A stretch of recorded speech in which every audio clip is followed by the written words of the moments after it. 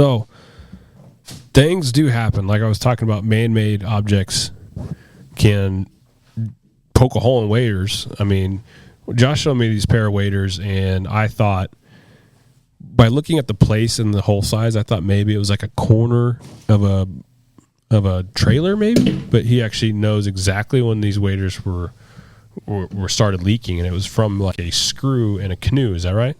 That's correct.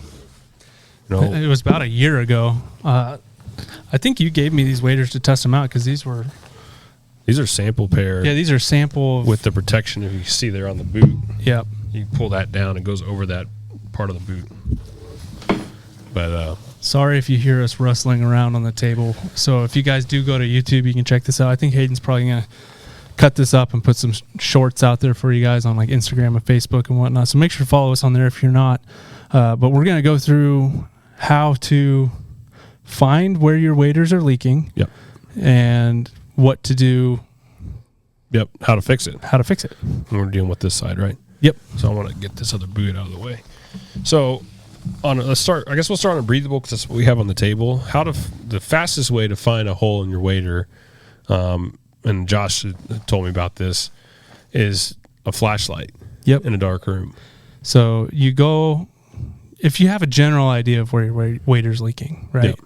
And this is really going to work well if it's on the part without the extra protection on it. Mm-hmm. Because with this protection, you're not going to be able to really see that light shining through. So the general premise of it is, I mean, we were doing it with our phones. You can just take your flashlight, shove it inside your wader, and turn your lights off and whatnot, and go around that area that you think is going to be where your leak is. Go ahead and do it. I think Hayden switched over the camera. We got it all figured out here. What do you think, Hayden? We're getting right complicated around here. Oh, yeah. He's going to have to move the camera here. But somewhere in this area is a hole, and we're going to put a light on it and find it. So I've got my phone going in, flashlights on inside the waders here, and I am shining the light up through the material in the waders, looking for where this hole is. I know where it is, but I'm still trying to find it. I mean, yeah, you know where it is, but you're still hard to find there sometimes. It is. Okay, so Hayden, can you see that hole right there? Is it showing through on the camera? So plain as day. Like if the lights were dimmed down, we could see it even better. It's gonna be like a Batman signal through there. Yeah, this is get the lights off. This is a decent little puncture here, and from a screw on a canoe. Yeah, from a screw with just like the sharp edge, and it caught it just right and poked a little hole in it. But that's enough to fill your waders up if you're sitting in water. Yeah, 100%. So we found our hole. Can we see it? You see it? Cool. So if you guys are trying to find a leak in your waders, there's lots of different ways to do it, but this is probably the quickest and easiest. Yeah. Especially if it's a decent sized puncture. When you're looking at the teeny tiny little pinhole stuff, that can get a little complicated. It'll still work with the flashlight, but you'll have to really mark it. And what you can do is take like a Sharpie and put a circle around where it is, so you don't lose it when you go in to patch it. But this one, we can find this one pretty easily without the light. If you can't find it that way, there's some other options too. If it's in the leg or something, you could take a shop vac and some soapy water and make a seal on one leg and fill this leg up like a balloon. Mm-hmm. I mean, that's basically what we do here with our test tank. Yeah. Is we put the waders on it, it clamps down, blows them up like a balloon, and then it presses them down underneath the water. And we find bubbles. And we follow the bubbles. Yep. But you can do the same thing without a test tank. And shop vac, something that's blowing air and filling up these legs, and then a little bit of soapy water on where you think it is, and you'll see maybe if it's a small pinhole leak, you'll see a little bubble start popping up. And that's another way to test out neoprenes, because shining a light through neoprene's not going to happen. No. The light trick really only works with breathable, but I think the trend with waders really is going more towards breathable anyway. So there's not a whole lot of people using neoprenes now. The last one I heard about neoprene, which be cautious when you fill your waders up and watch the water come out. Or find where water's coming out instead of going in. Now with that, your waders are going to be super wet unless you have a boot dryer, and even with a boot dryer, it'll take like 24 plus hours to dry. Yeah, it'll But take a while. I like to try to blow them up with air and try to find some soapy water and get it to bubble where. Just like trying to find a flat in a tire. But then, I've known guys who run neoprene waders for years back in the day. And if they had an issue in a certain part of their crotch, they get that the aqua seal. You just cake it on there. And they just go on the inside and the outside, and boom, they're off and they're running. No issue. But that right there is not a manufacturer defect. It's just part of hunting. Yep. And that's something when you get home, you can dry out, a little alcohol wipe, and put a new one on here. That's what we're going to do right now. So all of our waders come with a repair kit and instructions. So first thing it says is to determine the location of the leak. Well, we figured that one out. It says this can be done by wearing the wader in water for a short time and then checking the inside for a wet spot, which that would work for this as well. Yeah. Because it's a decent sized hole, and if you have ever had a wader leak, you would notice, or even if you sweat a lot on a hunt, the color of the inside material gets darker when it gets wet. Yeah. Let me go back to the sweating part. Okay. When you hunt in a marsh, or when you hunt when your legs are submersed in water, and you're moving around and you've packed in, your body precipitates at your legs, but if you're underwater, there's nowhere for the water to evaporate. Yeah, these are breathable, but they're not breathable underwater. They're not. Yeah. So when you wear your jeans under your breathable waders, which I don't suggest, I suggest a nice poly wader pant or something synthetic to pull moisture, and help that process breathe out. Mm-hmm. And then all of a sudden your jeans are soaked. It's probably not because your waders are leaking. It's because... Well, I think it was a couple of weeks ago I was talking to you. I was like, how can I tell if it's a leak or if I'm just sweating? Mm-hmm. And I think that's the first thing to figure out is it really a leak or is it just sweating? Yeah. Think about how much, like how hot you got that day, how much you worked, and were you submerged underwater for a while? Yeah.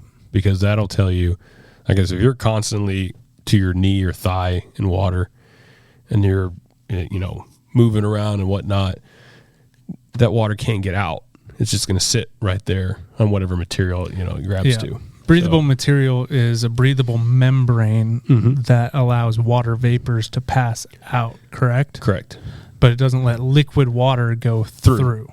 Yep. But that's why they're called breathable. But when the water's around your legs, you're sealed off. It doesn't do anything. So. Okay. So step 2 is turn the wader inside out and clean damaged area by dry cloth for repair. Okay. So we got this leg here. 1 second.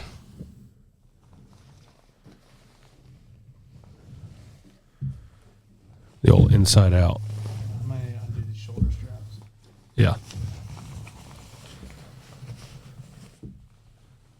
So I got an iron here too, because we're going to use, since it's a small hole. I'd consider it a small hole, and Josh didn't mark it either, so we're going to have fun finding it again.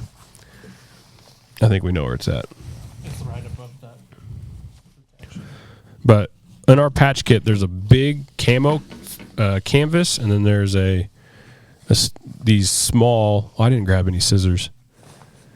Hayden, while he's doing this, there's a pair of orange scissors on my desk.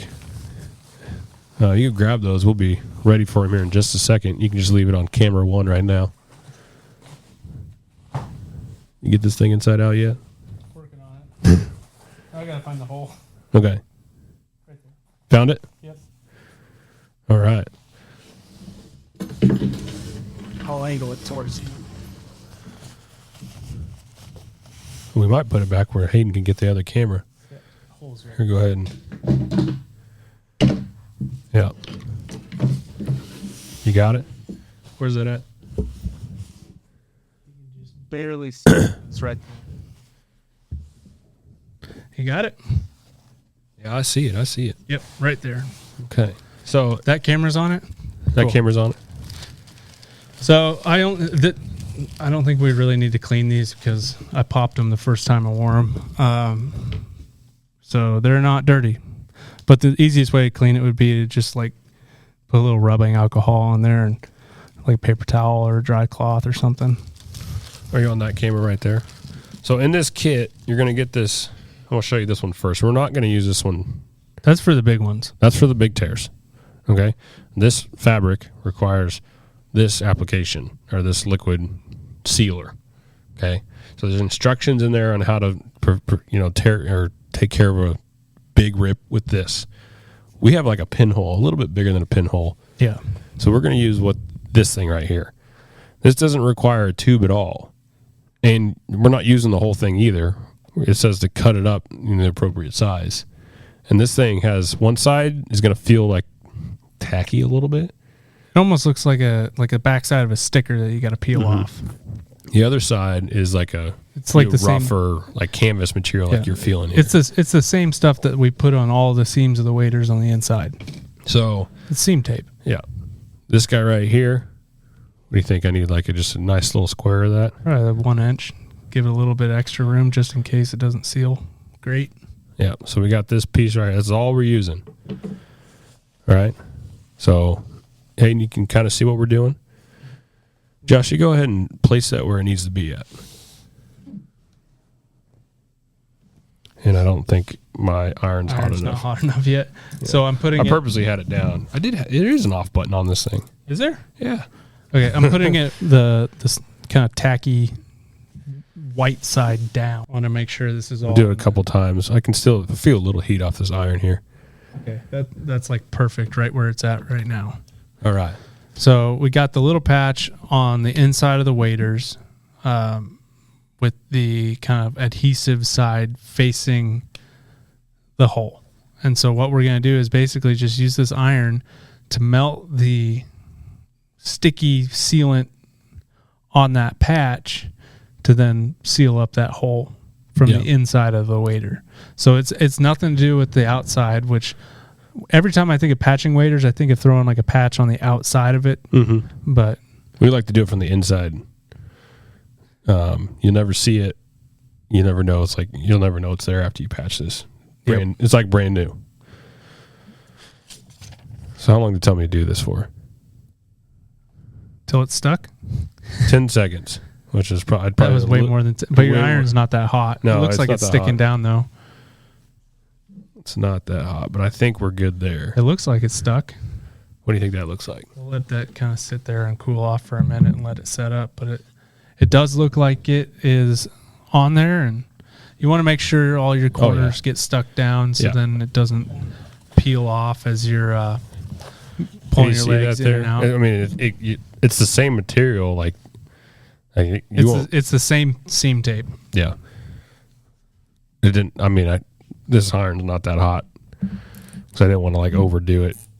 Yeah, I'd probably be a little bit careful with your iron since this is, what is this, a polyester exterior? Yeah, you're dealing with multiple layers of. You got this interior fabric layer. In between this is that laminate layer. That's the breathable membrane that's laminated to both sides, and then an exterior layer.